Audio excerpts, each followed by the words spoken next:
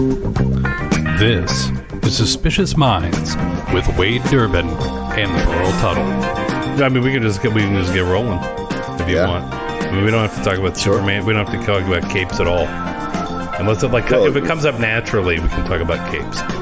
It's probably going to come up at some point. Yeah, I mean, we were talking about Elvis. So, all right, we're in it. We're doing it. So, oh man. Yeah, I know. I jumped right in. Yeah, it's here we go again. Yeah, it feels like we were here not long ago doing this, and we're doing it one more time. And I am Burl. And I am Wade. And Wade is here as well, and this is Suspicious Minds. And today, we're talking about some tunes we've curated a playlist for you that is available on Spotify, and we're going to get you all the info on that on our social media and everything. But we're just going to kind of go through and talk about this playlist a little bit. Not in order. We're going to do chronological order. We're kind of doing the post-movie Elvis, like through the 70s. So it's not just 70s, but it's like about 69. Is that when these start?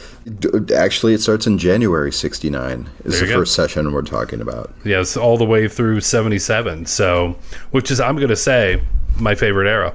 It's my favorite era of his music. Yeah, I would say probably a mix of highest highs, and I wouldn't necessarily say lowest lows, but middlest middles. There's some clunkers in there. There's some bad. Yeah, there are. Yeah, there are bad ones, but I think it's true with anybody who's putting out as much music as he's putting out. There's some of it just doesn't work if they don't fit. They're not great tunes. But I think we've picked some good ones. Oh, for sure. And really, there was a lot to get into because from post-68 comeback special through his untimely death, he was on a never-ending cycle of tour, studio. I mean, just like popping records out, like one a year, two a year sometimes. Non-stop. Yeah, non-stop. Yeah. He was a machine. Mm-hmm. Yep, he certainly was. And and I think that's probably why there are some gradients in how good some of that was. Right. Because it's just, he's on this treadmill the whole time. So, well, he was making up for lost time. Exactly. He certainly was. And I think some of the first things he did was from Elvis in Memphis. And, man, I'm going to tell you, it's a great album. I mean, it's hard to just pick one or two songs, or I think we just picked one from it. Right. And I don't think this diminishes Elvis at all to say that he was more of a singles artist than he ever was, like a cohesive album artist. But there's a few in his catalog, and I think this is one of them. From Elvis in Memphis is just kind of a front-to-back burner. Yeah, absolutely. And the one that we picked from that is Wearing That Loved On Look. Yes. This was all kind of starts, like you said, it was in January of 69, and Elvis... Wait, what year was that? 69. Nice. Yeah, right. Yeah, pretty nice. So Elvis, Marty Lacker and George Klein, the DJ, had convinced him to record in Memphis at Chips Momans American Studios. Now, Momans was one of the founders of Stax. Okay. And this is all from quoting Elvis Day by Day, the Peter Guralnick and Ernst Jorgensen book, which is just full of great stuff, and especially like this era. It tells basically that Klein and Lacker, they had connections with American Studios, and Red West apparently did a recording there, which I didn't know. So, and maybe we'll look that up. That might be something we do down the road if we can get a hold of any of those recordings. But yeah, I think Elvis was just really interested in just recording down the street from his house in Memphis. Sure. And they had the band he got together, which was the Memphis Boys, or the Thomas Street Band, also known. So he's just really excited to work with these guys and kind of see what they could do. And Long Black Limousine came from this session, and so did Wearing That Loved On Look, which is just, man, it's a great tune. It is, and it's just, this is from an era in which you could just, I guess, come to expect on like impossibly funky bass lines in Elvis songs. Yeah. And the guy who plays bass on it, I don't know if it's for sure this guy, but Tommy Cogbill. There's two bassists credited for this record. That's one of them. Or it's possibly Mike Leach, but whatever it is, it's just like the guy's all over the thing. And Elvis, like, dare I say, for the first time in a lot of years, sounds like he's having like a lot of fun making this record. Absolutely. And I think it's just, he's kind of getting pushed by these really fantastic studio musicians and just kind of found a sound. Like, they found a real groove and they found some really great songs to work on. And it shows. You're right. It just sounds like he's really having fun with the tunes. Oh, well, and it's just like, it's got some real fun background singing and just, you know, Elvis doing a little bit of scatting and whatnot. Yeah, it's just a great track. Yeah, absolutely. And recorded in January 1969. Just to contrast what was going on in music at the time, the number one song in the country when he recorded this was Marvin Gaye's recording of I Heard It Through the Grapevine. Oh, wow. Pretty cool. And I know it's 1969. Abbey Road came out that year. Sure. Zeppelin 2, Let It Bleed. King Crimson's In the Court of the Crimson King. Wow. So if you're a prog rock fan... Which we both are. I don't know if that's come up in this podcast yet. And I don't know if it will again. Who knows? I'm not trying to hide the fact that I'm a fan. Right. But Crosby, Stills, Nash, that one, Where They're on the Porch, that one came out in 1969. So it just begs the question, was Elvis keeping pace with what was happening with music? Well, he was certainly finding his groove. I think he was finding what he was doing well, and that whole album stands up to all of these. Maybe not King Crimson. But, you know, it's right. not quite on the same thing, but, you know. Right. Do you think Elvis ever heard that King Crimson record? Ooh, man. Or even heard of it? I would bet he heard of it, but let's think about that for a second. I bet somebody played it for him, and he just probably wasn't all that interested in it. I don't know if it would have done much for him. Yeah, it depends on what kind of drugs he was doing at the time. That's true. That's true. That's a fantastic LP. He would have been 34 years old. Yeah, just turned newly minted 34-year-old, yeah. Yeah, so... But then again, I'm sure this is going to come up again in this episode, but like a 1969 34-year-old is not the same thing as like a 2021 34-year-old. Yeah. Is there something going on in the background? Yeah, I got the windows open. There's a bar down the block where just random people are like moaning. Yeah, I can hear. Yeah, I can really hear them. So I don't know. All right, we'll just deal with it. It's fine. Yeah. It'll be what it is. We'll make a disclaimer at the beginning. All right, so Where That Love Done Look, and then let's move on, I guess, to Polk Salad Annie, which was I never did a studio version, but it was definitely in the live show. That's originally a Tony Joe White song, which is definitely worth checking out. It's got also a little bit slower of a version, like it's got a little funkier. We chose the MSG version of it, which is pretty frantic. Yeah, probably the fastest tempo version of Polk Salad Annie that exists on a recording. What does it clock in at? Like 2 minutes? It's just it's a hair under 3 minutes. Sure. So, but then again, you've got the live on stage 1970, and that's probably like a 5-minute version. So yeah, well, he doesn't do the whole story at the beginning. They just kind of go into the song. Oh yeah. So well, the Madison Square Garden version, he does do like a shortened version of that. Here's the thing: you and I have talked about this. Now, I like the on stage version because it's the sweet inspirations are so good in that one. But you got to give it up for that fuzz bass solo. Yeah, courtesy of Jerry Schiff from the TCB band on the Fender bass. Fender bass, and I believe he's playing through a jazz bass on that recording, just by the sound of it. And there's probably footage available out there that I just haven't looked up. It's just got like, you know, that little thinner sound than a precision bass, which is odd because Jerry Schiff is mainly like a precision bass guy.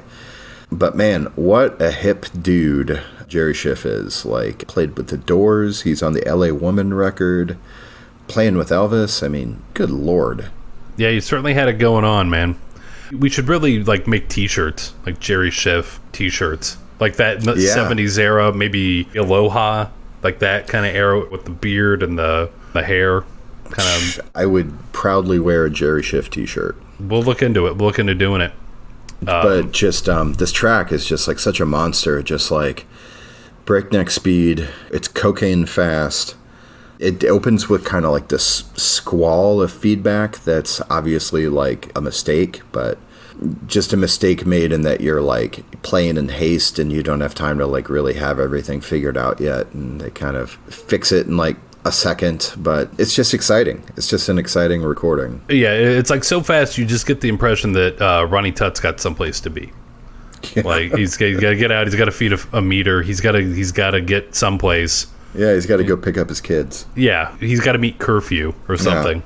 But just an interesting side note here, because I have them all written down. The number one single in the country at the time of this recording was Sammy Davis Jr.'s "The Candyman."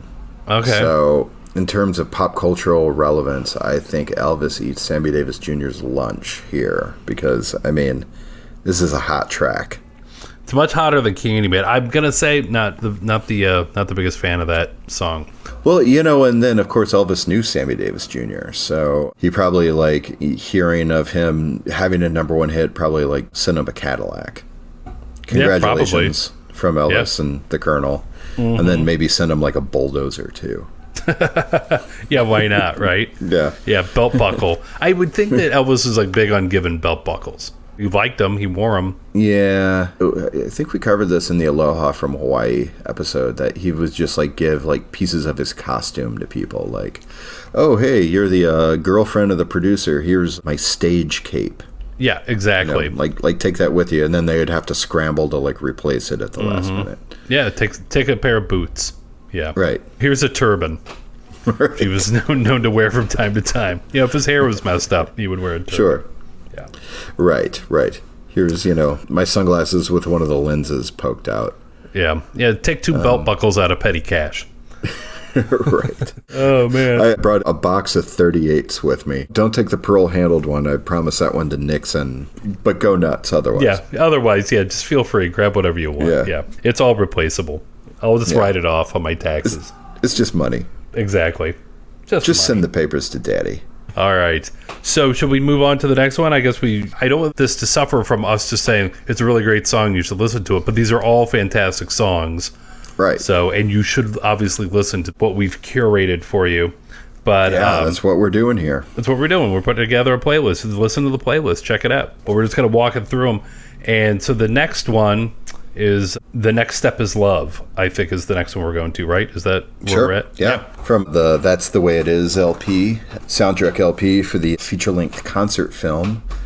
Came out in 1970, recorded in June of 70. What do we have to say about this one? June 4th, which is a Thursday. This is, once again, from Elvis Day by Day, that Elvis began 5 days of recording at RCA's Studio B in Nashville, recording at 6 p.m. every night and working until dawn. Since he had been there before in Nashville, they had changed everything. It was a 4-track studio when he first recorded there, and had gone up to 16 tracks. Holy crap. Yeah, so pretty cool. So all the overdubbing, all that stuff was like a lot easier to do. And they just say like, it was real high energy, a really good group of guys. I know James Burton was on all these recordings at that time, so they brought him in. But they don't say like which ones were recorded when. Right. Probably lost to the ages. But on the 8th of June, they had 35 masters completed in 5 nights. So they were just lightning fast cranking these tunes out. And then on the 9th, Elvis flew home to Memphis. So, and then at one point he was in Dallas and they flew back and he was traveling under the name John Carpenter. Interesting. Yeah. But The Next Step is Love, released as a single.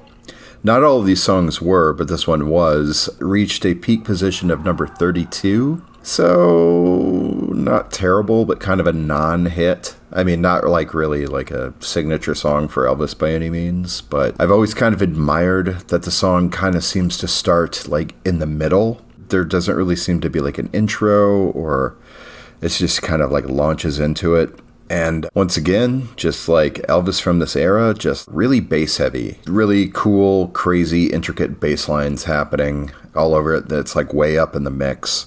And Elvis recorded a lot of material like this in the 70s, kind of like ballads with strings and contemplative, romantic subject matter. but it's rarely as good as this one. I think this is kind of like as good as this sort of thing gets for Elvis. Yeah, I agree. He did a lot of ballads, and a lot of them aren't very good. This one was particularly good, and like I said, I think it's just the energy of the session. This is the one with the trumpets, right? Yes, it's got the kind of Beatles horns in it. Yeah, like the piccolo trumpets, I think is what they are. It has this real George Martin produced kind of feel to it. Would have been not far off from when the Beatles were using those sorts of techniques. So Sure. It would have been like a very contemporary influence on this material. Once again, I have to come in with the number one hit in the country at the time of this recording was Everything is Beautiful by Ray Stevens. Nice. So once again, it's like this song can only get to number 32, but Ray Stevens, he's, I guess, top of the charts material. They call him the Streak, right? That's the Ray Stevens. As I understand it. Yeah, oh man. The 70s were just weird, weren't they? They really were. And if I keep mentioning number one songs at the time of these recordings, it's only going to get weirder because... I got a feeling that you're right. There's some real dogs in the mix. But we haven't hit them yet? Like this one isn't one of them? Believe me, it gets worse. Okay, all right. Well, I look forward to hearing more of it because these are as big a surprise to me as they are to the other listeners. So yes. So during the same session here, this is when they record Patch It Up, which is also on our list. Yes. And yet another one of those kind of rollicking up-tempo numbers, which kind of short supply in Elvis's 70s material.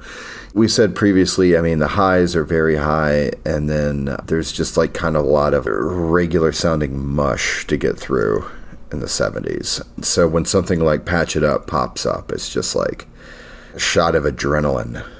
Yeah, it definitely is. And even just his vocals and the drums, it's a real driving tune written by none other than Eddie Rabbitt. Sure. Yeah, who had some hits back in the day. I Love a Rainy Night. Sure. Also wrote Kentucky Rain for Elvis. Yeah, correct. So he had good luck, Eddie Rabbitt, writing for Elvis. Another interesting fact I'm going to bring up. So post all of these things, this is just a little peek into Elvis's life. While I'm looking at this, I think I mentioned after he recorded, he flies home to Memphis, and he bought 3 Jetstar snowmobiles for $900 a piece, and the snowmobiles were equipped with treads that allowed them to be driven on Graceland's grass. Wow. Yeah, so just to let you know what he was doing right after this. That's interesting. Snowmobiles on the lawn. It leads me to think of a new segment of what we like to call Would You Believe? Oh, I'm ready for this. What is it? What is it that Would You Believe? Actually, Elvis sent one of those snowmobiles equipped for grass terrain to the author of Patch It Up with the note, "Thank you for being my lucky rabbit's foot." And I'm going to go true. No, I just made that. Okay, that's great. Okay, so that's false. That's false. I love any installment of Would You Believe. I love it when I'm not the one who's the butt of the joke. So. Well, I think the thing is that it's plausible, It is. It's plausible.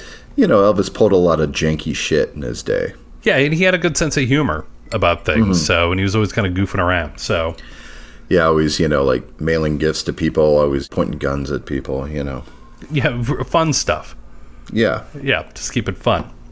All right. Now we're moving on to Promised Land, which was originally a Chuck Berry song, or is a Chuck Berry song, written by Chuck Berry. Yes. And kind of a more 12-bar blues kind of thing. They do this great punched-up version of it with a really cool arrangement. It's like a travelogue song, so it kind of gives it that punch. So yeah, I love songs that have a lot of like city names in them.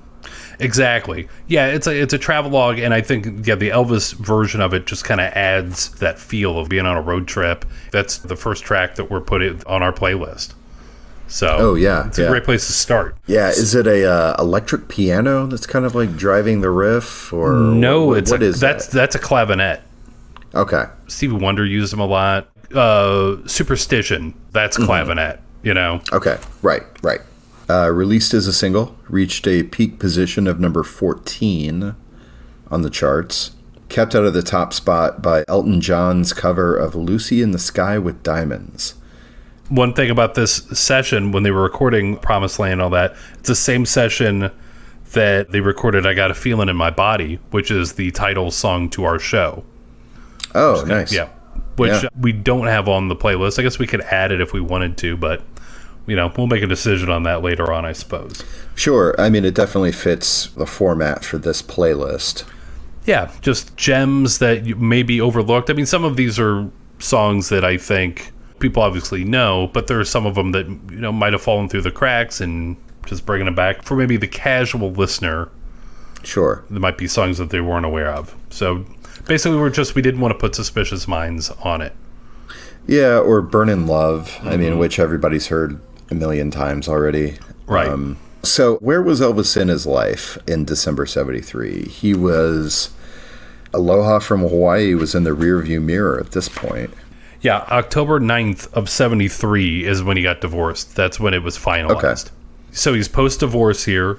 He's post-Aloha, which I think we agreed, and along with everybody else, is probably like the last great thing that he did. Right. That was kind of the top of the mountain, and then it's like, how do you beat that? How do you go bigger? And the answer is you just don't. Yeah. So on the 24th of December of this year, this is once again from Elvis Day by Day, I'm just reading this. Elvis has been spending most of his evenings at the movies, but tonight he has surgery to remove an ingrown toenail at the podiatrist office in Memphis. Well, I think we know what that's code for. It's another one of those, like, Elvis, like, stabbing himself in the foot, like, I need to get some drugs. Oh, sure. Scams that he was rolling on. I also think it's interesting to note the number one movie in the country at that time was Serpico, which was certainly a movie that Elvis saw, and it kind of resonated with him. The whole idea of this kind of like undercover, super cool, super cop kind of guy, because he kind of saw himself in that regard, hung out with a lot of cops, did a lot of drive along, had this modified, almost superhero costume he would put on when he was doing these things. Basically a tracksuit with modified glow-in-the-dark piping and the sunglasses, of course, and maybe some sort of like enormous pimp hat and enormous flashlight he would carry around, and a couple cotton balls stuffed up his nose, soaked in liquid cocaine. Mm-hmm. Like that's where he was at the time. I'm not going to say the best place. Right. Yeah. For him, I'm sure it was a blast. I'm sure it was. Yeah, at the time it seemed probably fantastic. Yeah, we've got a couple cotton balls doused in liquid cocaine up your nose. Like you pretty much wrestle an elephant to the ground. I wonder if it would just be better if we just had like one cotton ball up one nostril. I mean, do you really need both? Well, it depends. If he's got allergies, he might just be on one side or the other anyway. Like one might just be a spare. So you don't want to carry one in your hand and then replace. You just would rotate them back and forth. Well, just breathe through your mouth. True enough. Yeah. Smart thinking. So at 73, was Scatter still at the house? Was Scatter still, the chimp still there? Or is he long gone? I think he was gone by that point. No. Scatter was, of course, Elvis's pet chimpanzee, if any of the listeners don't know what we're talking about.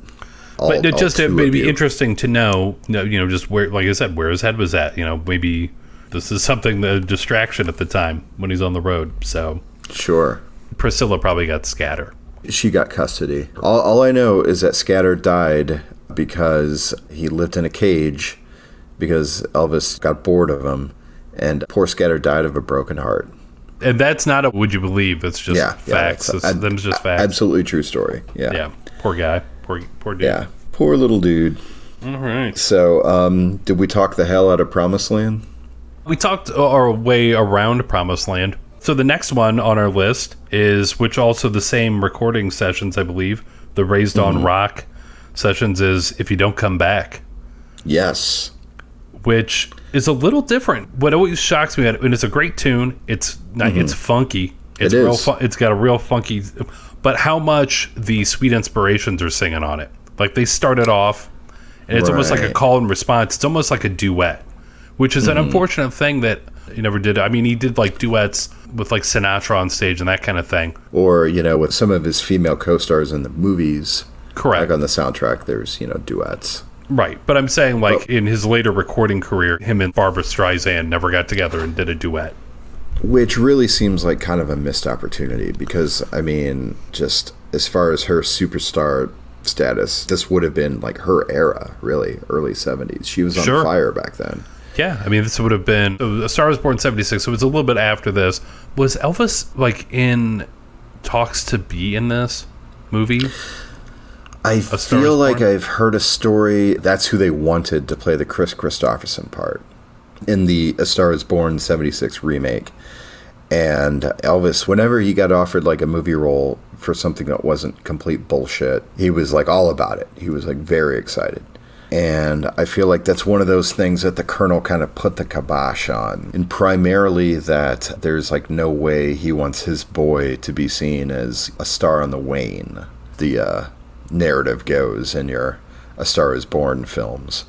But he would have been... Who can really say what kind of acting job Elvis would have been able to pull off in like 76? I mean, he had plenty of on-screen experience, He certainly did. I just don't know what kind of shape he was in. I mean, he would have obviously had to whip himself into shape for that movie, but... Yeah. Which was doable, but...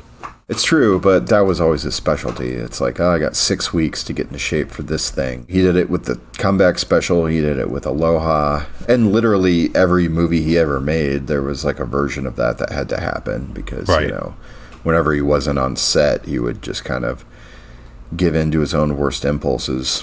As some of us are prone to do. I've been there. Yeah, I'm currently there. Yeah, I've seen. It's embarrassing.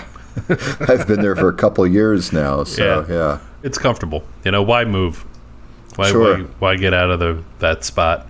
But if you don't come back, we're talking about that song. Oh, yeah, right, yeah. To get back to what we were talking about, if you don't come back, it's another Funky Jam. Funky Jam, another Stax Studios joint, never released as a single, which I think is kind of a missed opportunity. Probably would have done all right. Tons of wah guitar on it. A lot of wah. Yeah, it's real heavy wah guitar. Great drums on this track. Like really hot. And that's Ronnie Tutt on this, right? I believe so, yeah. Yeah, it is. Yeah. According to Elvis Day by Day, Ronnie Tutt and James Burton on the guitar. Of course. So, yeah. Recorded a little bit before Promised Land. This was summer of 73. See the cultural reference point at this point. The number one song in the country when this was recorded was Bad Bad Leroy Brown by Jim Croce. I don't think that's a bad tune. If I had to pick a Jim Croce song, I think I'd go Operator, but I think it'd be better than Ray Stevens. Certainly, almost anything is. Yeah. But, so when was it recorded? What was the date? I'll look it up in this. July 73. Yeah. So then going back to December, because I guess we kind of did those out of order, but going back to December for this, yeah, I know it's the stakes are low. It's when Elvis recorded "If You Talk in Your Sleep," sure, which is penned by none other than Red West. Yeah, and how about Red West? I mean, not only high school friend to Elvis, kind of high school friend and protector, roadie in the early days. Promoted to chief of security during the Superstar era, bit player in virtually every movie Elvis ever did, stuntman, and then eventually songwriter for Elvis. Wrote quite a few numbers for Elvis over the years, this being one of them. Yeah, he's a real Renaissance man. Yeah. Also wrote If Every Day Was Like Christmas for, the mid-60s. Co-wrote Separate Ways. I mean, it's pretty impressive. I mean, we'll do a show on him sooner than later, probably. A little Red West. Yeah. Obviously, we'll talk about Elvis for part of it, but definitely be a great subject to talk about. Yeah, it really will. And I'm just guessing our Red West episode, where it's maybe a third to a half of it is just going to be about the movie Roadhouse. That's what we got to do. Right. But if you talk in your sleep, man, those horns... It comes up with the horns. His voice is like spot on for this. It's just really tight. The whole song is really tight. And I think I've told you this story before, but it was really the first 70s song of his that I heard that just really blew me away. It was on a cassette I bought. It was Solid Gold Hits number 5. And that song came on, and it was just so good. And became a real standout song, like a real favorite of mine after that. Oh, for sure. I think it's pretty wild that Elvis had enough hits to have a volume 5 of greatest hits. Pumped out a lot of songs, man. But yeah, he did. He did. Yeah. And as far as it being a hit, it was released as a single, reached number 17 on the Billboard charts. Pretty good for a song that not a whole lot of people have really heard of before. Yeah, and for some reason, that song, it went to number 6 on the country and easy listening charts. For contrast, while this was number 17 on the charts, the number 1 song in the country at the time was Elton John's Goodbye Yellow Brick Road. Elton John just keeps coming up. I don't know. Once again, not a huge fan. Yeah, certainly wouldn't be my favorite of his songs. I think I've just heard it too many times. Yeah. Still gets a lot of play on classic rock radio. Sure. Though, it should get a lot of play on classic rock radio. Kiss. Believe me, they do fine still. Yeah, okay. But, if you talk in your sleep. Yeah, this should definitely get played. Yeah, throw that into the KSHE 95 playlist. Yeah, it's always Suspicious Minds or Burn Love. Like, that's about it. You'll get 50s era. Or you'll get, I don't know, I think some of the hipper oldies stations will throw Moody Blue in the mix. So do you feel that If You Talk in Your Sleep is somewhat influenced by, for lack of a better term, pornos? Yeah, I think it's got a little bit of that, like a little porn vibe to it. Yeah, for sure. Like Red West was, watching some pornos and, hey, I can do this. He seems like a guy that would probably have... Now, this is based solely on nothing I know about. I mean, I know a little bit, but just the kind of dude that you'd probably have like a Corvette Stingray, like late 60s Corvette Stingray, and in the trunk, probably just a stack of nudie mags. And then a cooler with like a bunch of like Budweiser beer, but the type that doesn't have the pull cam. You have to use the church key to open it. Yeah, the church key. Yeah. Or maybe one of those metal coolers too, not one of these plastic ones. Just driving around. Yeah. Or little stubby bottles. Those would be nice. Yeah, the short neck bottles that were very popular. That's just how I feel like he would roll. Aviator sunglasses, that kind of thing. Mustache. Like a shirt that's kind of cut like a golf shirt or polo shirt, but it's made of terry cloth. Oh yeah, for sure. And like a pack of like Winston's in the breast pocket. It's a vibe.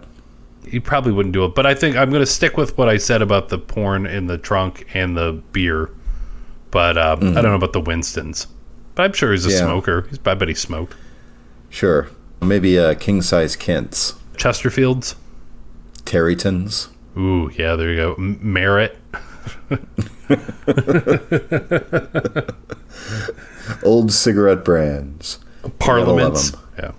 Tarrington. Jesus, what was their thing? Did they have like a charcoal filter? Was that their deal? That was actually Elvis's preferred brand of cigarettes. Yeah. Like he smoked Terrytons.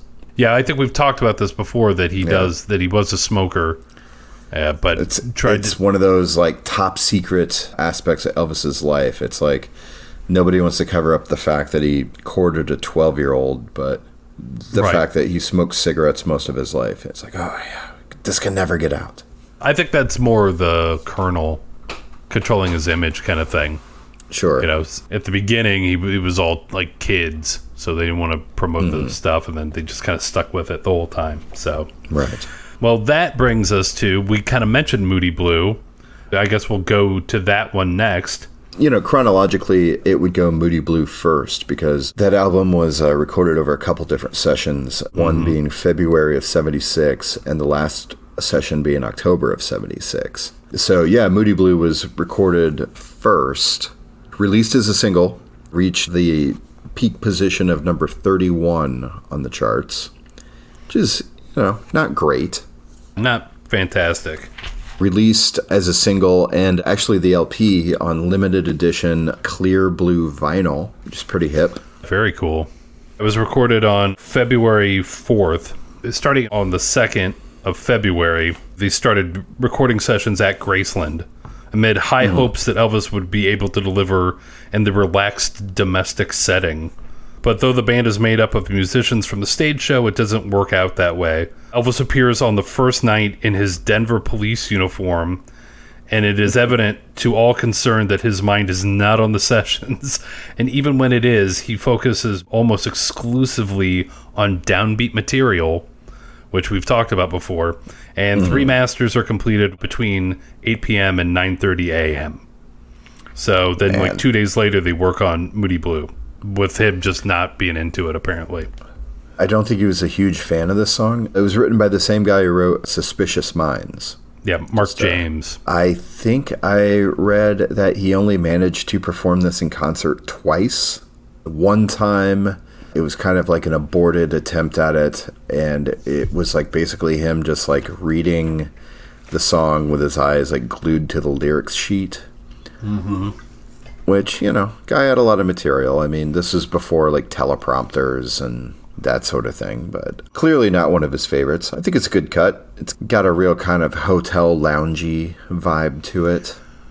Yeah. I mean, he sinks his teeth into it. He emotes it really well. For what is oddly, it sounds like he wasn't into the recording session. It doesn't show on the recording. He does a really great job. Right. Well, he's nothing if not a professional. At the time of its recording, he was competing with number 1 on the charts. You'll like this one. Theme from SWAT. Ooh, that is a good one. You kept saying they're going to get worse. I mean, I guess, they're... Oh, well, it really does end in the worst possible place, but, okay. Don't spoil it. Don't spoil it. I won't. I wouldn't dream of it. The theme from SWAT, that was the number 1? At the time of the recording of Moody Blue, yes. February 76. That is just so bizarre that was the number 1 song. It's a hot track. It is a hot track. But it's weird that like a TV theme, it's like Gilligan's Island's theme is never like the theme from Jeopardy or something being number 1 on the planet. Yeah, well, I mean, if like the theme from Jeopardy was nearly as hot as the theme from SWAT. What would be another really good best? Just like a real banging TV theme. Like Magnum P.I.? Did they have a good one? Oh, that's pretty good. I wonder if that was released as a single. Oh, the Knight Rider theme. That is hot. That is hot. Kind of got that vaporwave, But all of these pale in comparison to Theme from SWAT, which I think we should just go ahead and throw on that playlist. Because why the hell not? I can put it on there. Yeah, we could put it under songs we usually covered. It's an instrumental. An instrumental, yeah. Yeah, there you go. Yeah. Now we're headed to Way Down. Pretty great song. Pretty good. I like this one better than Moody Blue. From the same LP. Oh, so do I. This one moves. It's recorded in October 76, once again from sessions in the Jungle Room. It peaked at number 18 on the Billboard charts, but that actually was after his death. It was released, I believe, 2 months before his death and did kind of middling, and then his death caused it to, I guess, boost it up to number 18 on the charts, which is still not great. Not fantastic. But man, I tell you what, so Way Down, it's just got that funky bass, and it's got the crazy J.D. Sumner singing that way down, and at the very end, I think it's a double low C. So he's 3 octaves below middle C. It's just in the basement. That's a brown note. I mean, it's so low. Right. That is the brown note, and he can hit it with his voice. So what it says here in Elvis Day by Day, I'll just read it. So I'll try and get through it as quick as I can. On the 29th, which is a Friday of October, they put together a makeshift studio in the Jungle Room, with the first night session being from 9 p.m. to 8 a.m. And they do 3 songs, and one of them is Way Down. Elvis spent most of the evening in his bedroom, occasionally inviting some of the 16 singers and musicians to join him. And he even gives away some of his old clothes and outfits to J.D. Sumner and the Stamps in Superfly-style costumes. So that's the kind of stuff he's giving him. Now, on the second night, the musicians, they're trying to record instrumental tracks while waiting for Elvis to come downstairs. And then right after he does, he gets new Harley-Davidson motorcycles delivered to him, which apparently Elvis insists on taking for trial runs up and down the driveway and then to Linda Thompson's house, which is around the corner. and then later reappears from upstairs brandishing a Thompson submachine gun. And finally, toward morning, he offers a rare apology, admitting that he's just not in the mood to record. And then he cancels the remainder of the session, and then he has to arrange for everybody to fly home. Some people, the Lisa Marie he gets for people on the West Coast. He's got a Jetstar for Nashville players, and then he has to arrange everybody to get driven home, too. That's one of his last sessions, I think. So just insanity. Crazy. And like I said, this is all according to Elvis day by day. So right. And maybe he was demoralized by the fact that the number one song in the country at the time of this recording was Disco Duck. Okay, yeah, you're right. It did get worse. Yeah. That's worse than Ray Stevens. It is. It's like maybe multiple times worse than Ray Stevens. Yeah, it's pretty Because bad. at the very least, Ray Stevens' Everything is Beautiful is one of his rare non-novelty songs. He's not doing a bit. He's trying to be genuine, but like, Jesus Christ, a Disco Duck. What is that even? It's just kind of what happens when there's like a trend. And they're like, how can we monetize this as much as possible? This is just a horrible song, though. It is. It's too bad. But, oh my God. But so I think that wraps up now the portion of Elvis songs that we chose. And then we each chose a song that we wish Elvis would have recorded. I think the one you picked is a little after 77. But it's entirely possible it was like written before that. But my choice would be continuing with the Eddie Rabbitt lucky streak to have Elvis record I Love a Rainy Night. It's just like a easy breezy retro kind of like country pop ditty. I think Elvis would have really made a meal out of it. The original recording by Eddie Rabbitt is, great. I'm a big fan of Eddie Rabbitt's like big hits. But had Elvis lived, I think that something like this, and this was a massive hit in 81, I think this would have been a real return to form single for Elvis in the early 80s, had he lived. I absolutely agree with that. And I think obviously the arrangement would have been a little bit different. I mean, obviously they're different kind of singers, might have been in a different key. The song that I think he could have really gotten a hold of and had a hit with that for sure. Absolutely. Yeah. And then the one that I picked, now originally I was going to do a Jerry Reed song called I Don't Know About You. And it's just this country fried funk song. The album version is not very good, but he does it live a couple times that I've heard it because he had a lot of luck doing a couple of Jerry Reed songs. But then I was trying to think of a different artist, maybe a younger writer or something. So I actually went with, since we talked about all the ballads he had done, and I'm actually picking Jackson Browne's Late for the Sky. So, yeah, which was released in 74. So it could have actually been covered during his lifetime. So he may have been aware of the song. I don't know if it was maybe too big of a hit on its own for him to tackle it. He did cover Beatles songs, so he did songs that were popular. Sure. Jackson Browne, kind of Southern California singer-songwriter thing. It just doesn't really sound like something he would have been especially tuned into. If they had changed the arrangement a little bit, there's a couple places where I think you have some beautiful harmonies in it.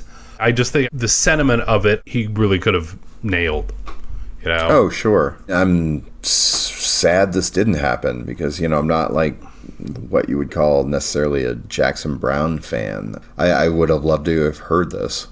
I know we're both fans of the movie Taxi Driver. I think had the Elvis version existed, it might have made it into that movie instead. You never know. Yeah, Scorsese definitely would have gone with Elvis over Jackson Browne. I think so. I think he would have. So there you go. That's our thing. Pretty good playlist, I think, right there. I think it comes out to about 40 minutes or so. So everything we just talked about, the two songs that we had picked, and then I think just for fun, why don't we throw the theme from SWAT on there? And then I'll put the title track to our show. I Got a Feeling in My Body. Oh, and put a Disco Duck on there too. No, I don't think I'm going to do that. This is why you're not in charge of the playlist. You shut up about Disco Duck. Yeah. So we could probably wrap it up. Unless do you want to talk about anything about Kiss before we get off here? Is anything relevant to what we talked about today in relation to Kiss? What if Elvis had covered Hard Luck Woman? I think he would have done a pretty good job with that one. Though the Peter Criss stuff to me sounds like definitely in the kind of like Rod Stewart wheelhouse. Sure. I think if Elvis was going to cover a Kiss song, it would be one of the Paul Stanley songs. And just off the top of my head, I think Strutter would have been a good fit for Elvis. Interesting. Your mileage may vary. Just anything off Music from the Elder. Yeah. Oh, yeah. Yeah. I mean, obviously, just any of those songs. Just a Boy. I think I'm going to stick with what I said. Yeah. The Hard Luck Woman. I think it would have done pretty well. Because, it kind of has that country flair. They might have changed the arrangement just a touch for him. And I think it would have worked really well. So Yeah. Could be worse. we will put up all the information on our social media on where to check out this playlist and make it available for you. And I guess we can leave it there for this particular episode. I think we did the damn thing. I think we did too. Yeah. It felt like we weren't going to do it, and then we did it. All right. Well, until next time, I've been Burl. And I continue to be Wade. All right. Well, thank you so much for listening, and we'll check you guys next time. Be good. All right.